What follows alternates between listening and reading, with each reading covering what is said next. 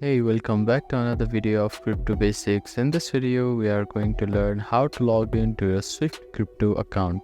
First of all, open up a preferred web browser. Now at the address bar, type in swiftcrypto.io and click on enter.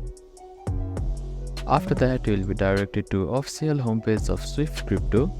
At the top right corner of the screen, you can see a sign in button. Click on it.